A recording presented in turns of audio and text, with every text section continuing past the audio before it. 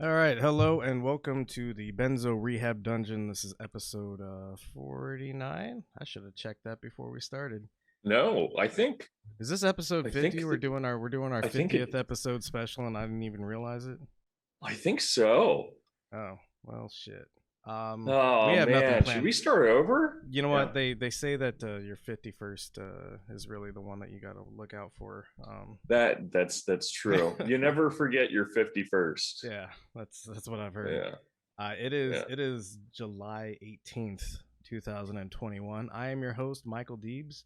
Joining me, as always, co-host Danko Suvin from the Instagram handle @DankDeLuz. Inshallah.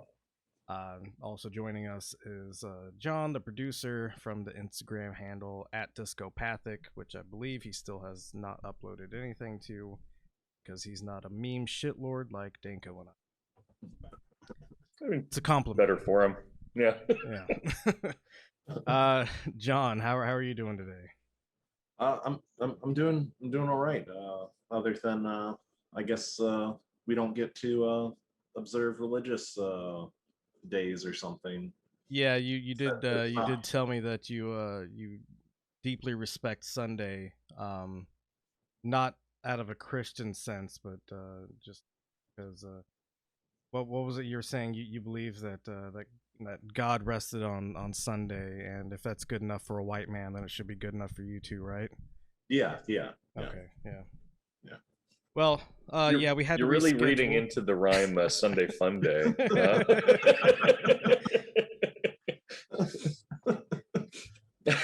I'm over here getting drunk at 10 a.m. and we're doing good things. You're not the only one, sir. So we had to postpone our original recording because Danko was going to be on a different podcast, which they also had to postpone due to other reasons. Of course. So coming out a little bit late, or later today, I'm also going to be recording a religious deconstruction episode, focusing on evangelicalism and genocide. So that'll be fun. Nice. They seem unrelated. Yeah, right. Converting people to your religion and also killing them. Yeah. Nobody expects the Spanish. Yeah, sorry.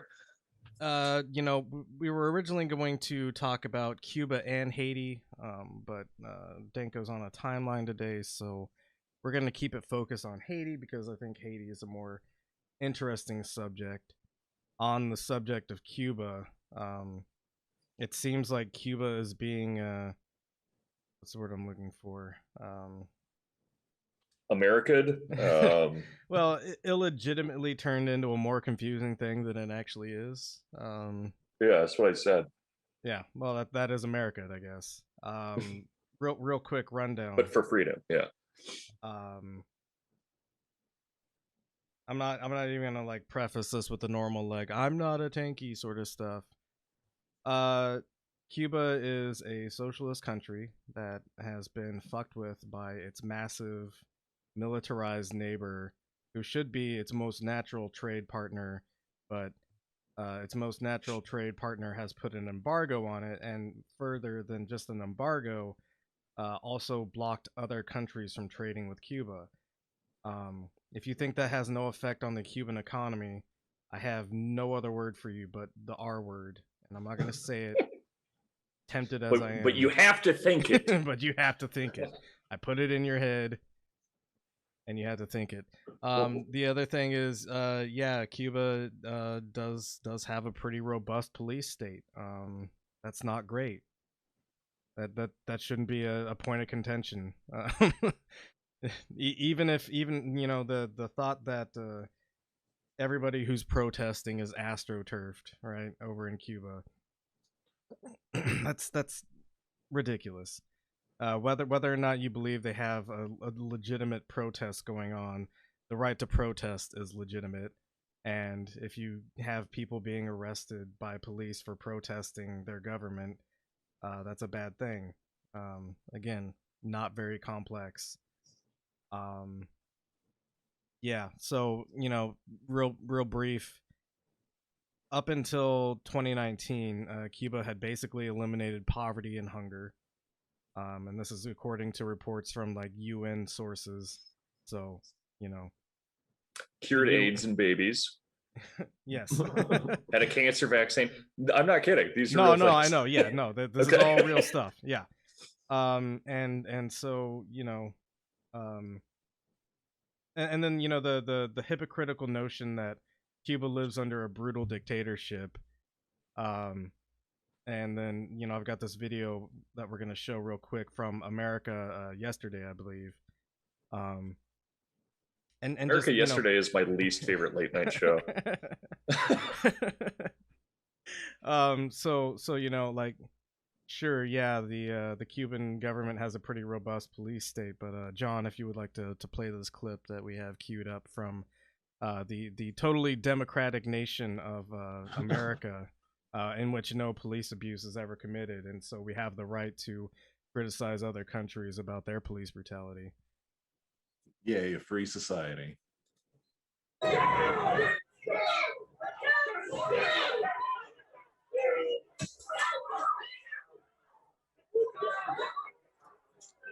can go ahead and pause that. That's all we really needed to see. What's up? I said you can go ahead and pause that. That's all we really needed to see. Oh yeah. Pretty cool. So yeah, that was America yesterday. The people that were being fired at were pro-trans activists, counter-protesting an anti-trans protest. I'll let you guess who was abused out of those two groups, and who was protected. So, any hysteria that you're seeing about Cuba being, a brutal police state and the people are protesting for freedom and whatnot, the Cuban response has been particularly tame in comparison to what happens every day in America. Yeah, there's been a lot of arrests. There's also been a lot of people, and this is according to third-party groups that watch for human rights abuses. There's been a lot of arrests, but there's also been a lot of releases. So there you go. Cuba, not that complicated.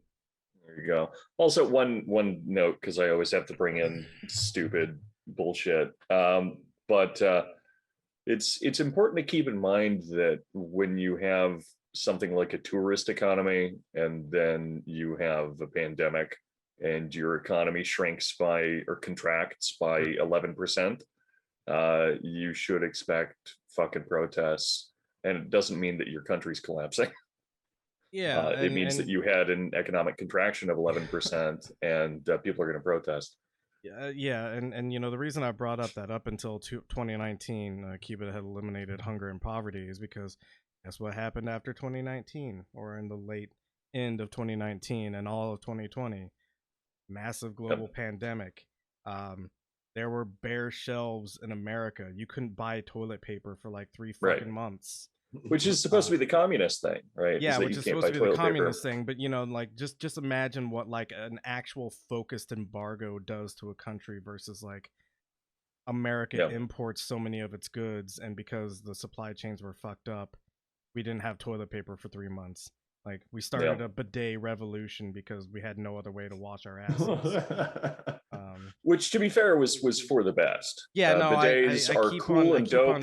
I keep on wanting to get one. We don't need to talk about my anal cleanliness here, I guess, but your rectal cleanliness, however, is everyone's business. Yep. True. Yes. That's tube. That's the short and dirty on Cuba. Haiti, which I think is a more interesting and complex subject, which we'll kind of try to blow through a little bit here. So President Jovenel Moise was assassinated. This was on the 7th, I think. Sounds right. Yeah. like a week and a couple of days ago. Kind of just came out of nowhere. An armed group of military contractors, some of them Colombian ex-military, some of them American ex-military, which is going to be kind of what we end up focusing on at the. But yeah, he was killed in the middle of the night. The assassins had pretty detailed information on his house, where he stays at, what kind They of had guards would be present, what kind of they had security. Lego models of it sitting around in their houses. Yeah. One of the Colombian ex-military guys had the Lego set of the Jovenel Moise presidential compound. If you don't know what that joke is, one of the pieces of evidence in the January 6th insurrectionist sort of thing is that one of the I don't even know what to call them. One of the fucking goons that stormed the Capitol had the Capitol Lego set, and that's being used as like some form of evidence that he had plotted.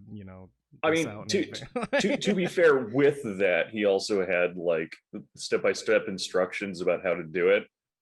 So it's actually funnier. Yeah, no. It's great know? because it's both like ridiculous that he probably did use that Lego model as some kind of planning mechanism, but also it's ridiculous that that's being used as some kind of like evidence. Yeah, it's like if you are hanging out at your buddy's place and his wife comes home and he starts yelling at her because she is wearing crocodile shoes, and you're like, why is crocodile shoes a problem? And it becomes clearer and clearer over the conversation that every time she wears these crocodile shoes, she like fucks a homeless man, and that it's actually a real thing. It's like that, but with America. Yeah. No, the absurdity of our state. Again, That's such a bad metaphor. Yeah, no, Simile. it was, and I'm not Allegory. sure why the person she fucks has to be homeless. Well, I guess that is very American. Yeah. Yeah. Is it? Most The men are homelessness homeless. is the problem. Yeah, that's true. That's true. Yeesh. This all takes place in Louisiana, of course. Oh man. Crocodile shoes, homeless man. Are the homeless people hotter in Louisiana? Yes. Yes. Yeah, they're all crust punks. So like, if you're into the whole, not actually. They're homeless by choice. Yeah. Crust punks are a whole thing, man. They suck so bad. Train kids and crust punks. Yeah. Shit, where was I going? Where were we going with this? Haiti exists. Haiti. The president died. There was a Lego set. Right. So there have been, and it's funny, also in relation to Cuba, there have been massive protests in Haiti for the last couple of months, particularly because Moise is a American plant, essentially. He's the American choice of president. He has overstayed his welcome as president. There was supposed to be an election. He contests that he was supposed to leave office when he was supposed to leave office, or contested. He's dead now. Moise is not a good guy, plainly put. And it doesn't matter if he was in fact like fighting bad guys as well. Yeah, that doesn't. These things aren't binary, because I know someone's going to shit their pants about that. Right. No, absolutely. And we're gonna talk about the bad guys that he's been fighting, who are weirdly being proclaimed as some kind of revolutionaries, but they're not. Promise. So yeah, Moise, he was facing a lot of public backlash, a very populist movement kind of forming against him. What's surprising though is they likely aren't the people that are behind his assassination. What seems to be the case is that there's a bourgeoisie in Haiti, just like there's a bourgeoisie everywhere. and it looks like maybe they're the ones behind this assassination because What? because Moise was such like a dumb shithead that he was causing this populist movement to. It's kind of like, you know, how liberals are responsible for creating and also destroying Trump. Yeah. Because, you know, once Trump started like being a rude dude, they're like, oh fuck, we need to pump the brakes on this. Everybody's mad. Everybody's like doing uprising sort of stuff. So let's, you know, vote him out. Instead of voting him out in Haiti, they just kill him because Haiti is incredibly destabilized due to all of the American influences at play in Haiti. Our current president once said, uh, I believe this was back in the 90s, once said that if Haiti sank into the ocean, nobody would care. So Well, he wouldn't care, which is, he I wouldn't guess, most. care. Well, yeah, no, He represents America, right, and that's what and I'm America saying represents everyone. what I'm saying is, you know, American influence is such that it's been No. treated in this way for this long, and it's you know, it's dealing with a lot of corruption issues, but a lot of those corruption issues stem from American influence. Uh, let's go ahead and go to the next link. Alrighty. So the current suspect for ordering the hit, go down a little bit more. Is shoot, I'm forgetting his name. So, anyways, a Colombian, a group of Colombian ex-military people, are most of the force that has been arrested in this assassination. And then let's go to the next link. So they had disguised themselves as DEA agents, and since they were DEA agents, they were let in, which just goes to show you like how deep the American influence and ties are there. That Right. in order to get into the presidential compound, they identified themselves as an American agency for drug enforcement to get in. So we have this this so-called revolutionary, which is Jimmy Barbecue Cherizier. He's a former police officer that was I guess like put on a burn notice sort of thing. Basically, you know, shafted by the police force, and then he fell in with a bunch of gangs, and now he's leading a supposed revolution. He's formed a group of gangs called the G9, and the G9 claims to be populist in terms of like, hey, you know, all of this money belongs to you. Go out and take it, sort of like reappropriation sort of stuff. He claims that his nickname Barbecue is from his family ran a barbecue joint in his hometown, and so there were so many Jimmys in the area that he was known as Jimmy Barbecue because, you know, he was the Jimmy that was associated with the barbecue. Other sources have said that he got that nickname because he lit people on fire, which I think is maybe more of an accurate summarization of his of his nickname, given his ties to some pretty brutal gangs in Haiti. So, you know, I've seen a couple of leftist circles discuss this guy as, you know, as a revolutionary sort of figure. I would caution everybody against that. We're going to listen to a rights activist, a community activist that's done a long uh, done a long time work in Haiti. You know, advocating for leftist principles, advocating for human rights, and has done some stays in prison because of his activism. Versus Jimmy Barbecue, who is a known criminal, has definitely murdered people, probably setting them on fire also, and the government has done nothing to arrest him. And so it's kind of curious that this rights activist has been arrested multiple times with as a known criminal, and not criminal in terms of like I don't think that criminality is necessarily what makes you good or bad, but criminal in a sense of like murdering people is bad. So Yeah. don't do that.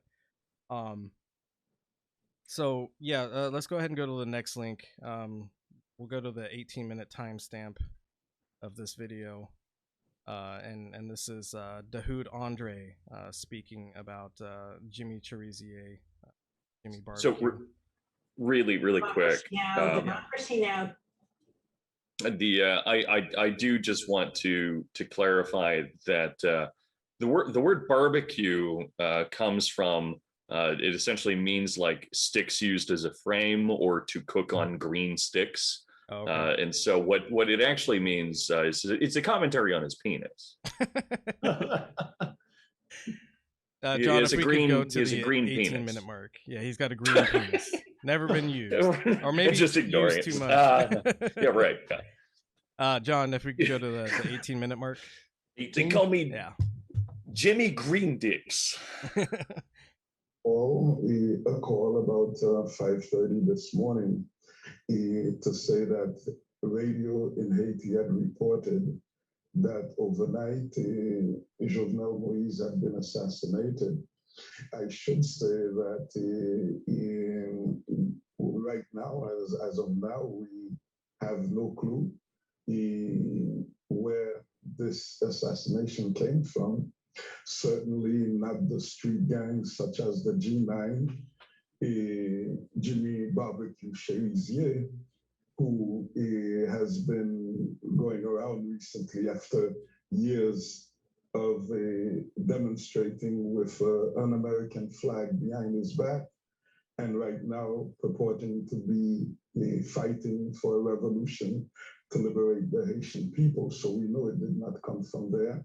We know that it could have come from the oligarchy, such people as Reginald Boulos, maybe, you know, the Dimitri Vorb, that at present, it appears that Jovenel Moïse has some difficulty with them, because we can imagine that it would take a lot of money to do and resources to do an operation such as this. But a lot of people that I've spoken to this morning are saying it's probably the US government, again, not just affirming their domination over Haiti right now, but maybe to mask the shame of their defeat and running away from Afghanistan in the middle of the night. All right, go ahead and pause it there. This video is from Democracy Now! The person that was speaking was Dahoud Andre. Again, like I said, he's a Haitian community activist. Has been working in that field for a long time in Haiti. Has been in and out of prison just based on the fact that he's been activist for human rights. So he calls out Jimmy Cherizier pretty pointedly there, in that Jimmy has been, demonstrating with an American flag behind his back for a long time. Now all of a sudden he's, leading a revolution of sorts, according to him. According to Jimmy, not according to Dahoud Andre. And then this is pretty early on after the news of the assassination, and so here we have Haitian activists saying, "Hey, it probably came from the oligarchy, not these street gangs that we're also having trouble with, but also they're kind of implicitly supported by the United States and the current government because they're being allowed to just kind of roam around." So there's that. He calls out the oligarchy. If we go to the next link, the current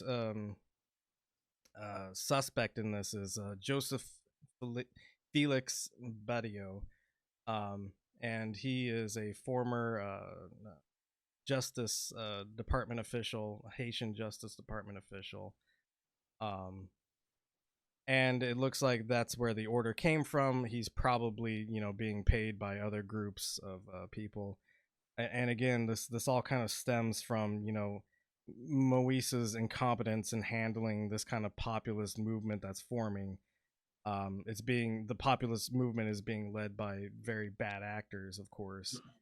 But there is a populist movement that's been forming in Haiti for some time. It's notable that you probably haven't heard about all the Haitian protests in the news, but you're hearing about the Cuban protests. You're also not hearing about the protests in Colombia very much on the news, but you're hearing about the Cuban protest. There's been massive protests in places like France, and all these protests in these other places are mostly anti-imperialist, anti-capitalist. But the one protest that you are hearing about is in Cuba, which is pro-capitalist, pro U.S. imperialism, and so it's notable that this is kind of and even the assassination of a president has been extremely quiet versus a handful of protesters in Cuba. So here's where we start getting into the American connection. Also real quick, I don't care how innocent this Joseph Felix Barrio guy is. If we go to the next link, I found that he has a LinkedIn profile, so that's incredibly suspect in my very opinion. bad sign. Yeah. Very, very bare bones profile. But this that's good at least. This does appear to be his LinkedIn.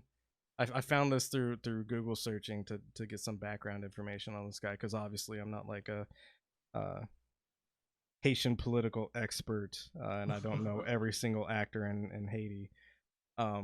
But yeah, I just thought it was funny that he has a LinkedIn as a prominent Haitian official, former official now, I guess. So go to the next link, and the one of the first things that we covered on this podcast about a little over a year ago now was the Venezuelan coup attempt, which came from.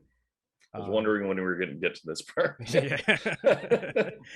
So it looks like the private military contractors that were used in this assassination came from a Miami-based security firm. And security firm is just another term for private military contractor. One of the first things that we covered on this podcast was the coup attempt in Venezuela, which was the funniest shit in the universe. Yeah, very, very clown show. Yeah, very much aligned with the January 6th insurrectionist sort of stuff. People will remember that they used fucking airsoft guns. Yes. So good. They were not. They were not properly armed. They were led by a couple of ex Green Beret guys working for a company called Silver Corp, which we're going to get into later, because how I'd like to frame this is the private military contractors of America kind of running the democracies of other nations. Dorian, I think you're Danko, sorry. Fake names only. Whatever, man. No kisses on the mouth, fake names only. Yeah, I mean, I wouldn't be surprised if they didn't plan on killing Moise, but they just they overcompensated with the gear that they brought because they were so embarrassed by the airsoft situation. So they brought in I don't know, a 50 cal and then shot within his proximity. Company. This is different. Oh, okay. Yeah. They're all the same company. Well, that's kind of what I'm going to get into as well. Yeah, is how similarly all these companies are.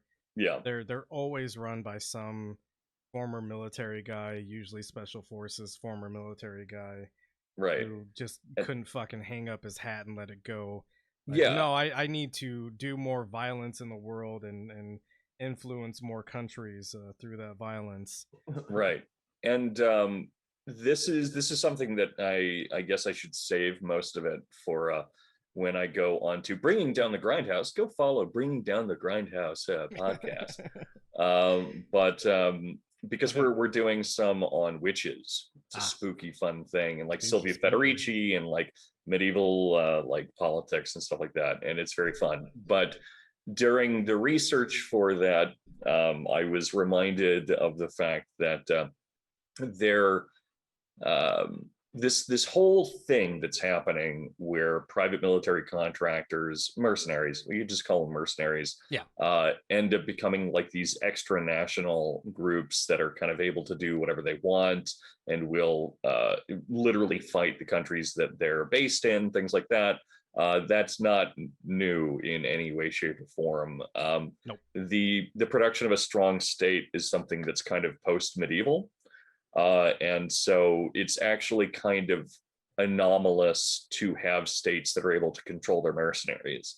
And so we're now leaving that period, or have left it for a couple decades, I would say. And we're entering back into the way that the world was, where there are roving capital debt gangs also, that are just kind of floating around and fucking everything up for everyone. Yeah. Right. Nations don't matter anymore. It's all capital. No, it's true. We were talking about this last night while we were drunk and playing Tarkov. How we have basically returned to some kind of feudalist state. Yeah. So, Silicon Valley's helping. Yeah. Definitely. That is something we should do, is tech feudalism as an just a WeWork episode. Yeah. Maybe we can contact some people from WeWork and hire them for that episode. There you go. Yeah, we'll record it from. Do they still have them? WeWorks? I know they got in a bunch of trouble. And yeah, so I think exist? WeWork kind of went under. But now but I'm sure like 40 new ones. Came up to take place. I've been seeing signs around. We live in the San Diego area.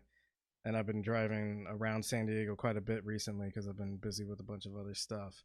But I've been seeing signs, and I'm blanking on the name because it was basically just like a different rephrasing of WeWork. Yeah. But I've been seeing signs for a company that basically seems like it's WeWork. iWork. Yeah. It's something like that, basically. So yeah, this private military contractor, this mercenary group, in Miami, Florida is where Silver Corp, the Venezuela coup attempt people were from. So Florida in particular seems to be kind of lax with their rules around what kind of mercenary groups can operate there. Alligators with machine guns mounted on their backs. Yeah. And with airsoft guns. Yeah. Right. So yeah, let's go ahead and go to the next link, and this is going to be a video from Jordan Goudreau, who is the guy that runs Silver Corp. I think we can watch this whole thing. There's going to be some moments where you might want to say pause and just go ahead and be ready for that, John. All right. Homeowners, this incredible tip is just. I was like, that's not him.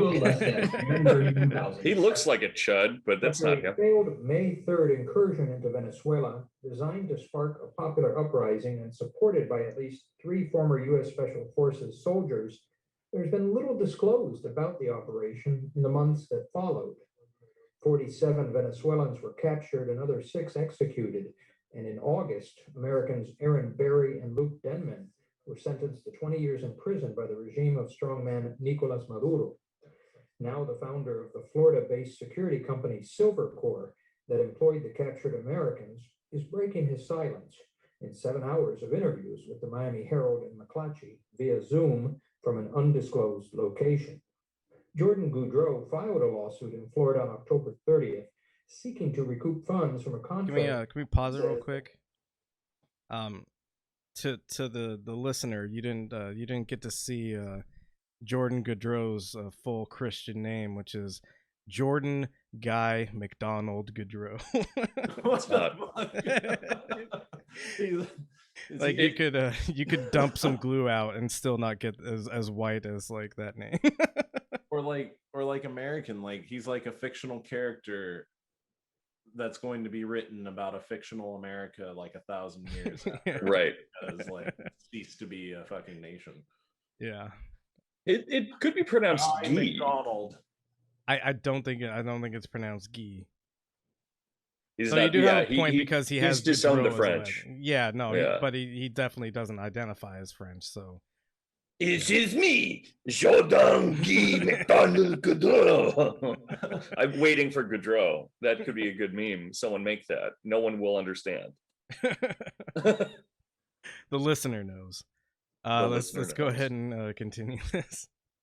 Was signed on behalf of Juan Guaido, considered by the Trump administration to be the interim president of Venezuela. Goudreau shared 26 gigabytes of data from his cell phone, including text messages, emails, WhatsApp communications, and his contact list. Could you His pause it? So- I'm sorry, this is a minor thing, but Jordan Peterson is trying so hard to sound like a different person as he speaks over this. Sorry, go on.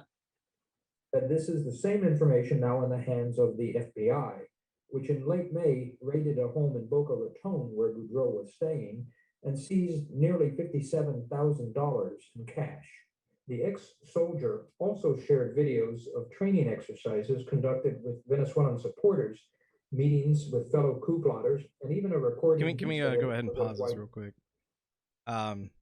There's no way to find like unbiased sort of like sources on this whole thing, but I like how Maduro has been labeled as a strongman in this video, and now the coup attempt people are being labeled as Venezuelan supporters, as if there aren't Crazy. other Venezuelans who and this is what happens also with Cuba and things like that, where you've got like, oh no, the simplification of the politics down to, hey, there's anti-government protesters, these are the real Cubans that you should be supporting, and that this happens everywhere where the politics of a region get confused and then simplified down to like, hey, people in whatever country are protesting. People in America protest all the time, but they're never labeled as supporters of America or anything like that, right? Like, so we have this simplified view of other nations where we fail to recognize that there's a possibility that they might have a conservative wing of politics, or they might have a liberal wing of politics, or like a socialist wing of politics, and that not everybody agrees on the solutions and political aims of whatever group is currently protesting or anything like that. This is why self-determination is important, and allowing other countries to self-determine is important, because when we simplify the politics of another nation down to like, oh, these are the good ones, those are the bad ones, and then we go in and we fuck with them, we're not being genuine to the situation. We're allowing we're just an imperialist nation doing imperialism. We're not fighting for democracy. We're not spreading democracy. We're not helping people. Stabilize the trade routes. Right. Yeah.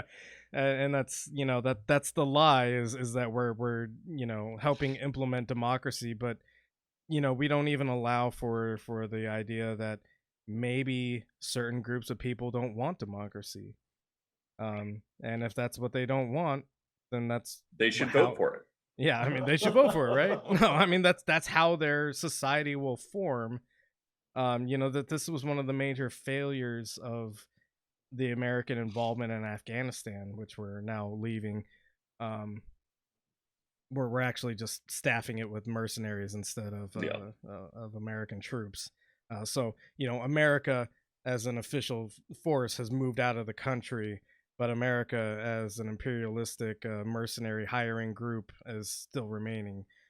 But one of the failures of Afghanistan was not recognizing that the form of tribal politics that exists there, they don't necessarily believe in democracy. And to say that America even believes in democracy is also a lie, because we have a Technically, it's a republic. republic. Yeah, technically it's a republic, and yeah, no, sure. I'm the asshole. I'm the pedant asshole. Make me out to be the bad guy for telling the truth. But we are a republic. We do not have a full democracy, and we have things like the electoral college. So to say that America is a democratic nation is first off a lie. To say that we're spreading democracy anywhere else and that democracy is something that these places even want is also a lie. Anyways, that's a whole rant on like the simplification of other people's or other nations and their politics, and this group of people who try to attempt a coup are being labeled as Venezuelan supporters. Well, what is the actual support level for this coup attempt? Because it kind of looks like the more popular movement is to execute these people that tried to commit the coup and keep moving on with the day. Well, yeah, or that do Maduro detractors actually want the leader of their government assassinated? Right, yeah. Right. Do they actually want that chaos? Exactly. And the other thing is like Juan Guaido is the American choice for strongman leader in Venezuela. Maduro, not a great guy either, but he's not the American choice for strongman leader in Venezuela. So, and the American dictate of choosing who gets to be in charge of other countries is obscene. If we're gonna say Cuba has a brutal dictatorship, what is America to the world as we invade other countries illegally and choose their leaders for them?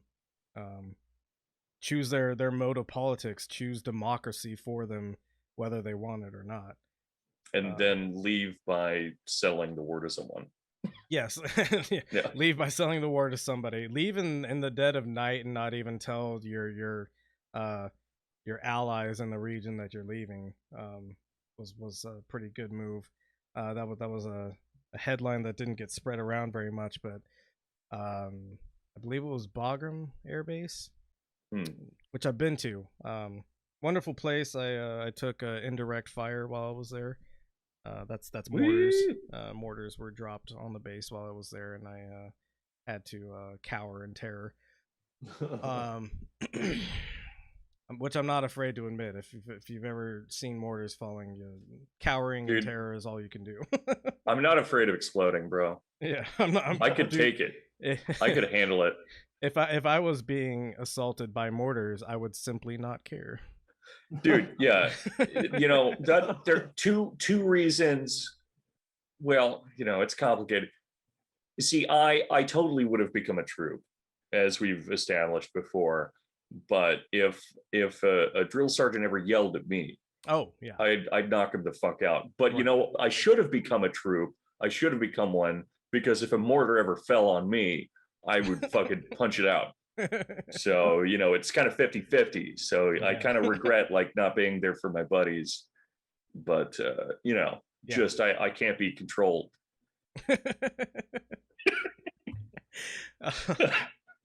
So anyways, the military, the U.S. military, pulled out of Bagram Air Base without letting the Afghan National Army commander know that they were going to do that.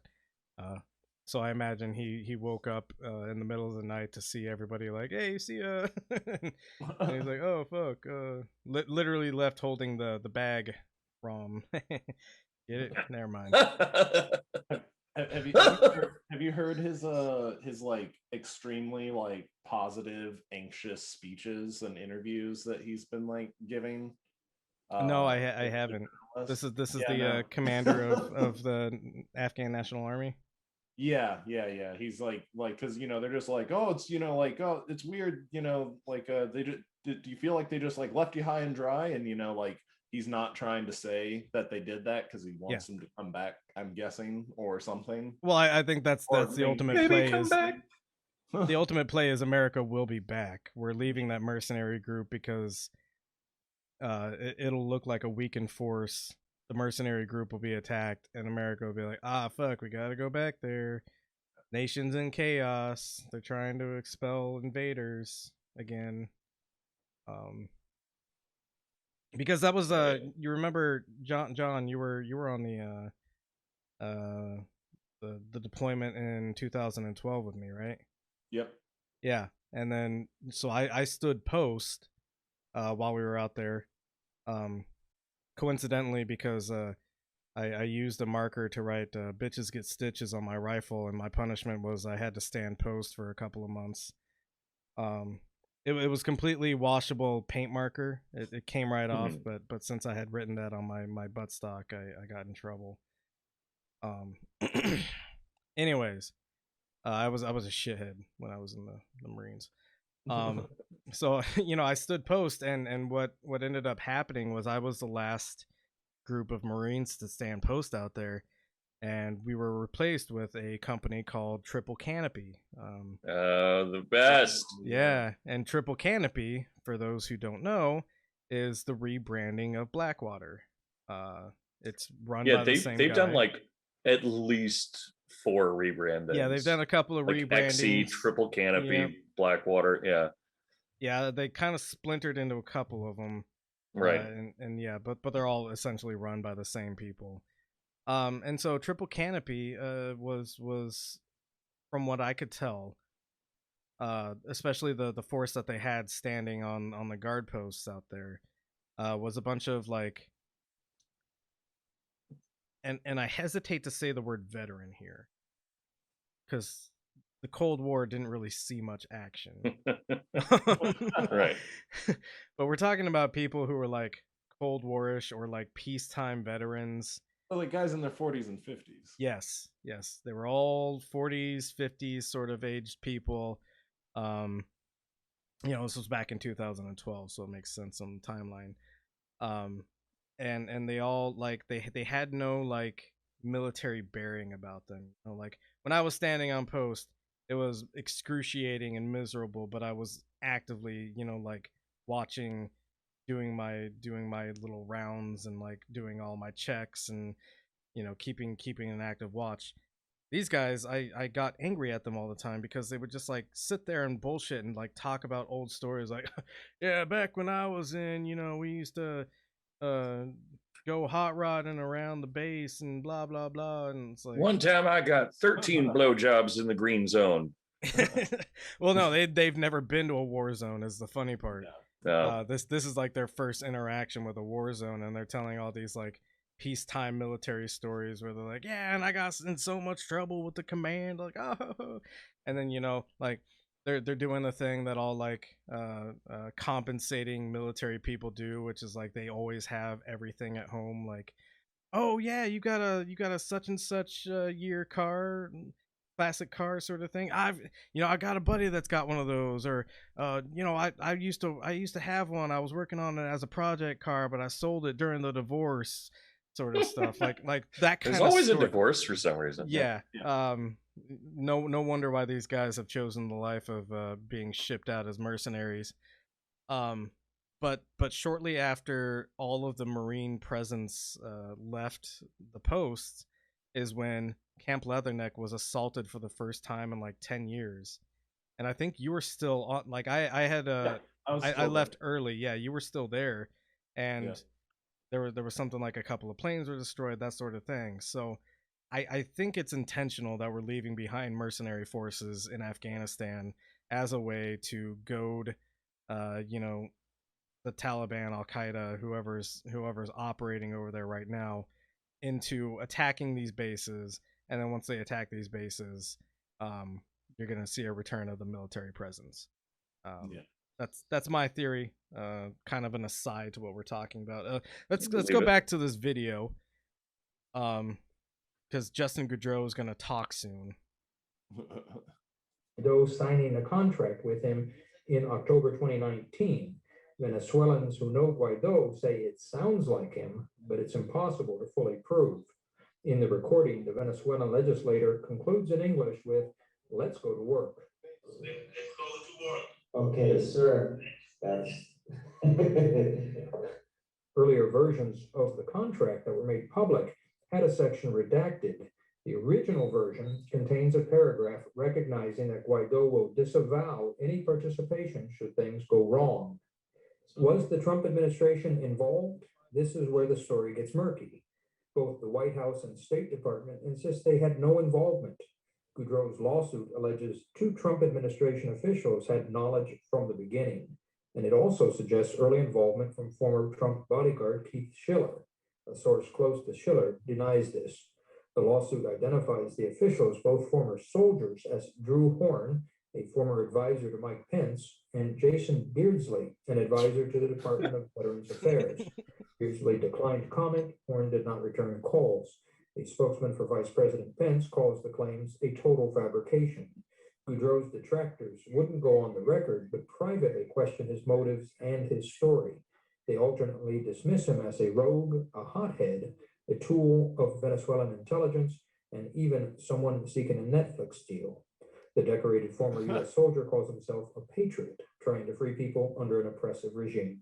Our whole lives, we put our lives on the line, and legitimately, we're not truck drivers. We're not like I've been blown up. I've been stabbed. I've been bludgeoned. I've been shot.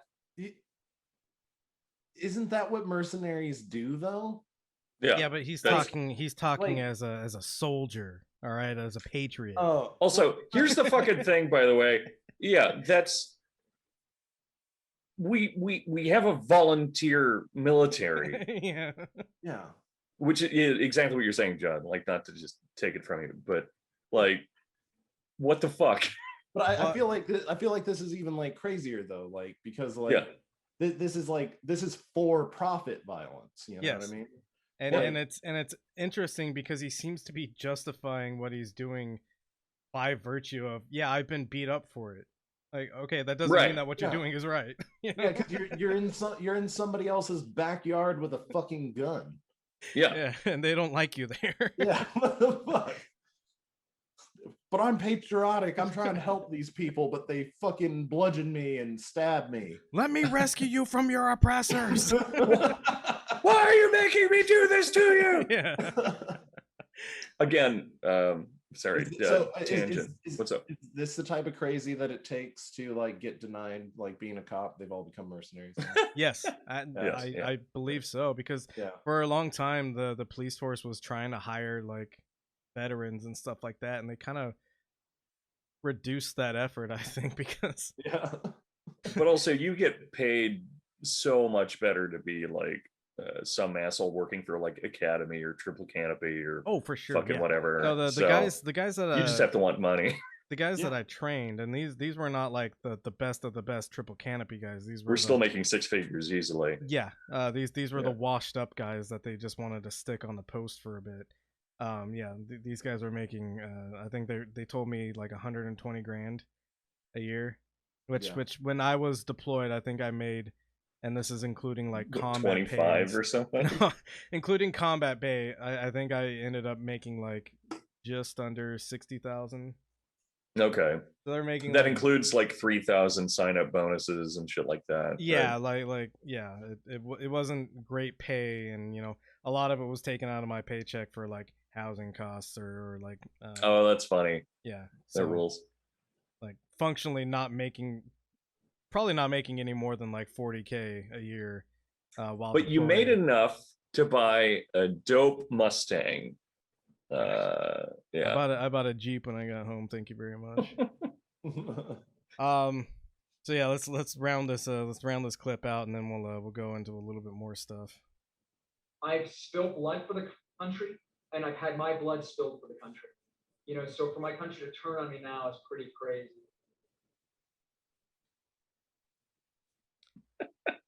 Pretty crazy. Trying my best to hold back the tears right now. Yeah. Let's go to the next link.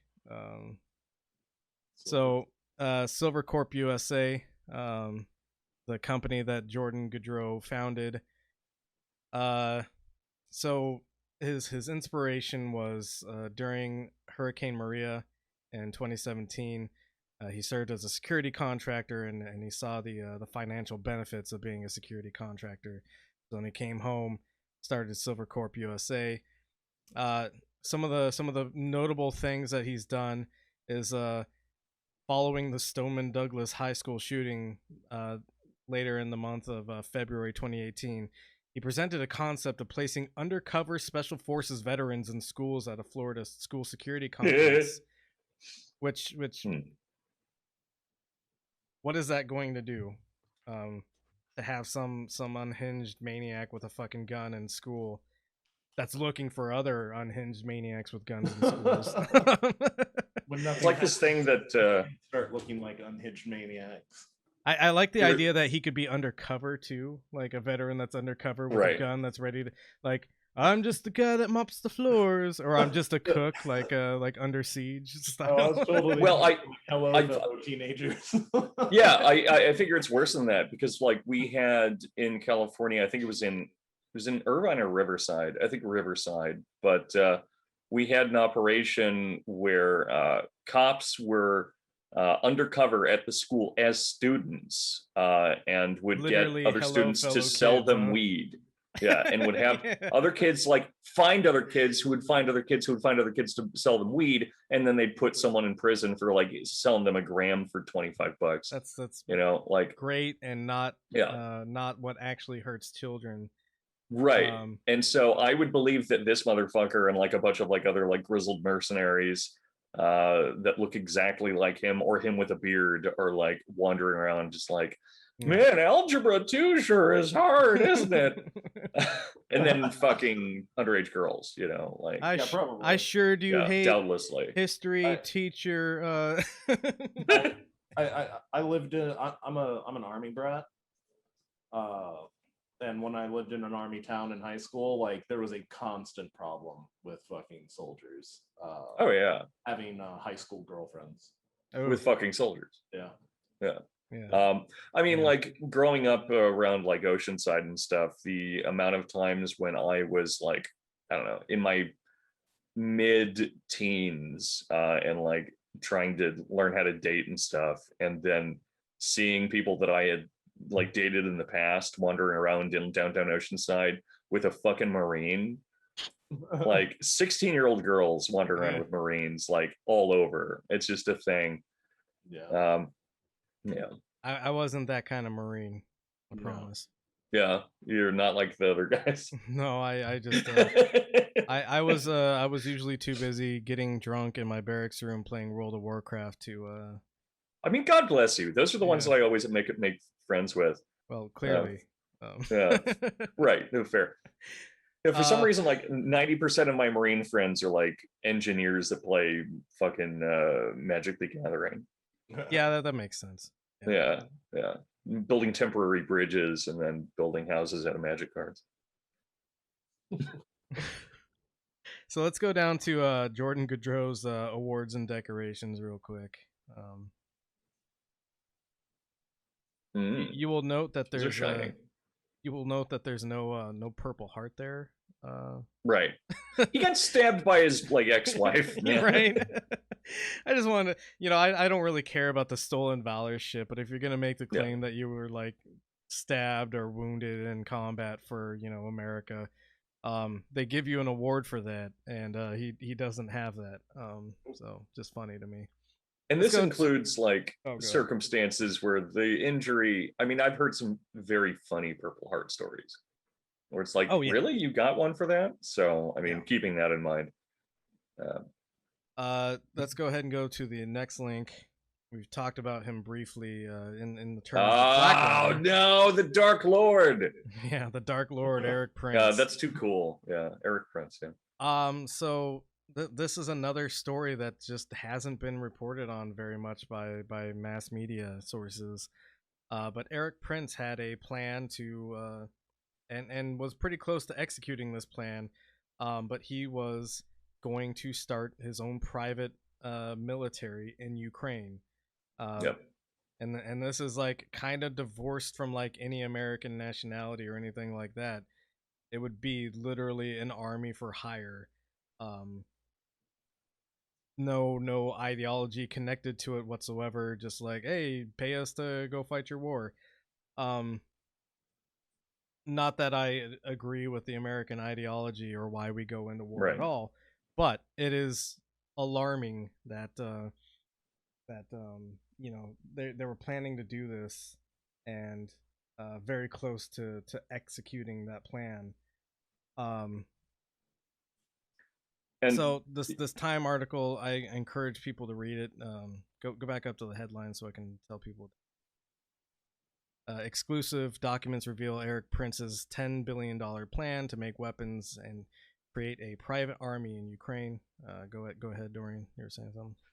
no, I mean, just this is something that I don't know. This is extremely complicated, but one of the reasons that we see things like this occur in Ukraine, it's not just because it's an interesting like geopolitical situation or that it's like a great place to fucking fight people if you just want to fight, which are all true. Yeah. But Ukraine is also a nationwide free trade zone. Yes. Like it's an entire company FTZ, like which is unheard of and doesn't make any fucking sense. But and so that makes really insane exploitations of like well anything that you'd ever want to do with money possible in Sure. Ukraine. Yep. Yeah, so I mean it's not at all surprising that instead of doing this in Mogadishu, they're doing it in Ukraine now. Like, yeah, surprise. Yep. Kind of running low on time, so let's go ahead and go to the next link. Fun fact, I didn't know this until a couple of days ago. But Eric Prince's sister is known as Betsy DeVos. The two worst people. Yeah. They might be. If they make a baby, and they will, it will be the Antichrist. So sued for libel. Yeah, probably. Well, they haven't made a baby yet, so you haven't. Yeah, they're certainly trying. Yeah. So I wanted to bring this up because it's interesting how, and I guess this is aligned with. It's like. It's a Marine. Yeah, without a doubt, I live so close to the base now. Anyways. Yeah, so there's this kind of incestuous relationship between the government and people like Eric Prince and Betsy DeVos, where you have Triple Canopy being hired by the Biden administration to take over operations in Afghanistan, and then you also have Betsy DeVos, who worked for the last administration as the Secretary of Education, and you have Biden's administration, and I always was curious about this. Like, what does Biden have to gain by protecting Betsy DeVos through the legal system? Because obviously a lot of shit that she did has been kind of called into question, and the Biden administration has been very protective of Betsy DeVos and her career, and I've always wondered about that, and it's notable that nobody really reports on the fact that. Oh yeah, one of the major private military contractors is Betsy DeVos's brother, and the Biden administration has an incentive to treat all these people with soft hands because they're so interconnected to each other, right? Yeah. Right. There's also the fact that I'm sure that DeVos, with all of her shit around student loans and like graduate taxation and stuff like that, is very friendly to a lot of the shit that Biden actually believes, despite saying that he would do things like forgive student debt and then turn his fucking back on that immediately. When you talk about like the political capital of like what it takes to defend these people, when Biden did run on a different platform than what he's actually enforcing, what does he have to lose if like Betsy DeVos gets in some trouble or whatever? Well, what he has to lose is the connection to the private military contractor that he's turning over operations in Afghanistan to. So yeah, I think it's interesting how deep the ties go with these mercenary groups, how they are used to supplement America's aims, political aims in the world. And that's kind of really all I had. The last link I have is just a list of private military contractors, prominent ones that exist in America.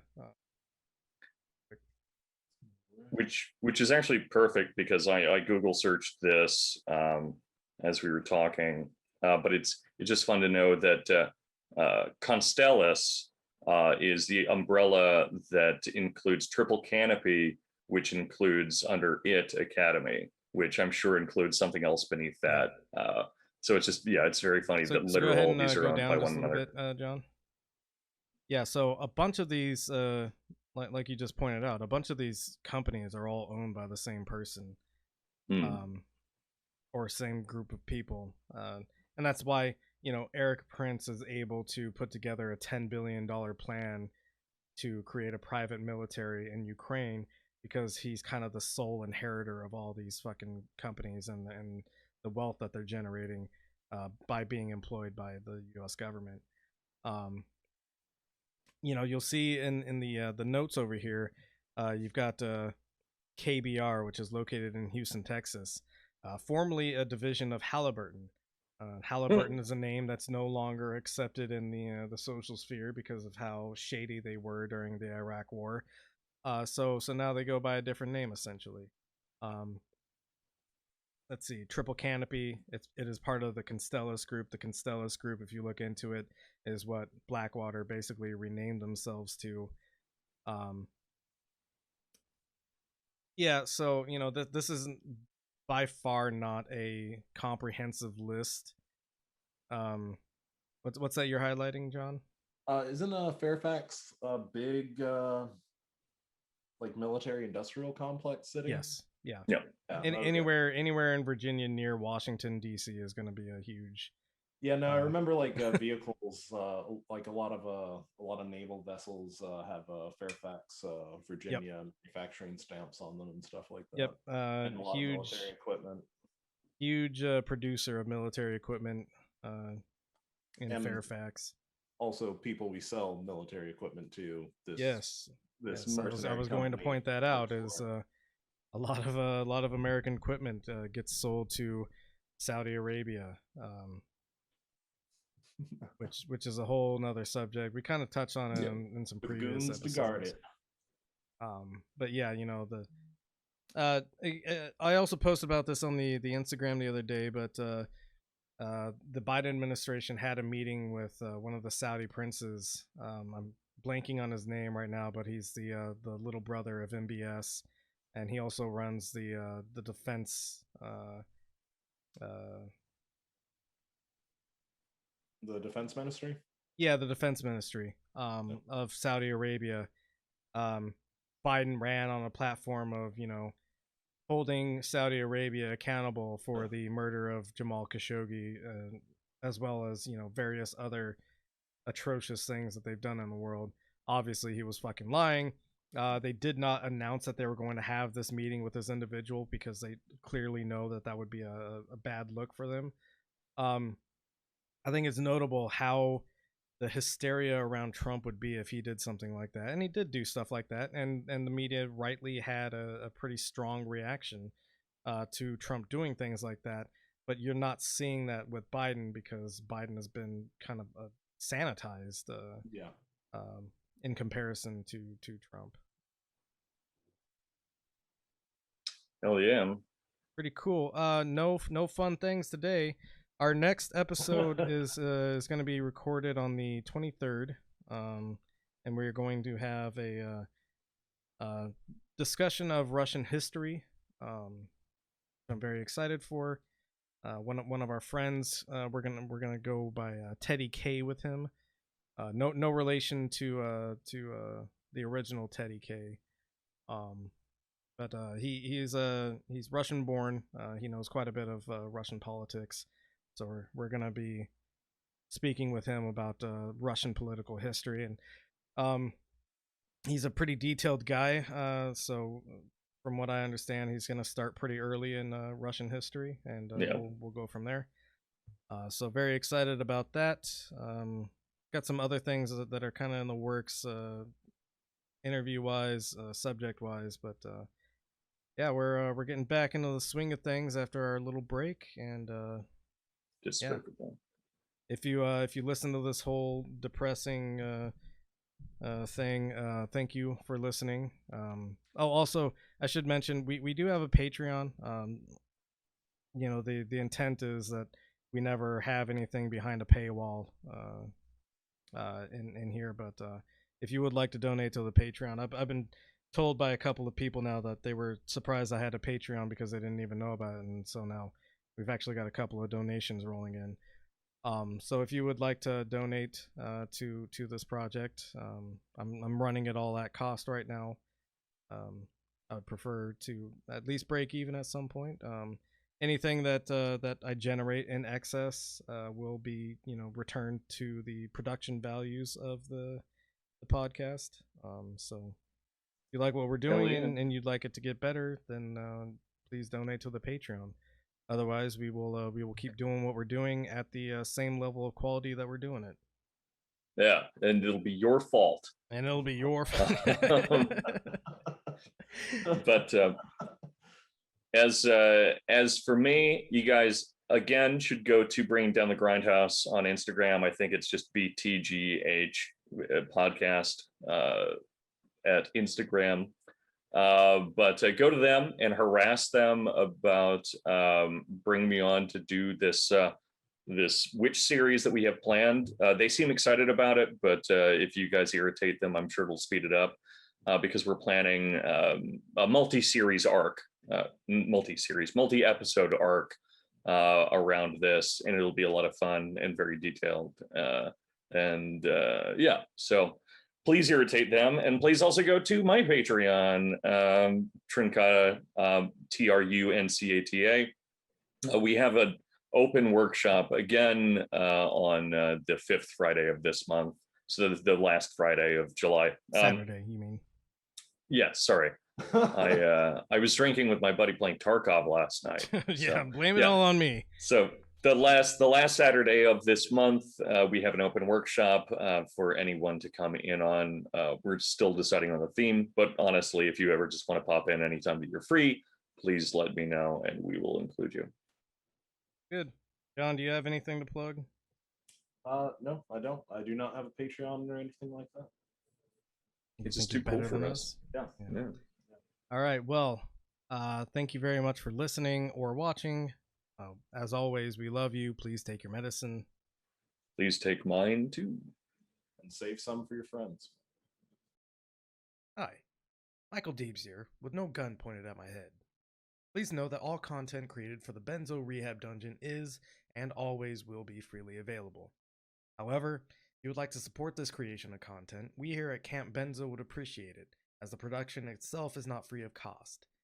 Anything donated will go to covering the various subscription fees maintained for content production or improving and expanding the content produced. If you are able to, please head on over to patreon.com/BenzoRehabDungeon. We also have shirts for sale on Teespring, all priced as low as we can get them without turning much or any profit. They are mostly so that you can show your loved ones that a necessary intervention may be on the horizon. Links to the merchandise storefront and our various social media profiles can be found on our link tree, which is the word link tr.ee/BenzoRehabDungeon. As always, we love you. Please take your medicine.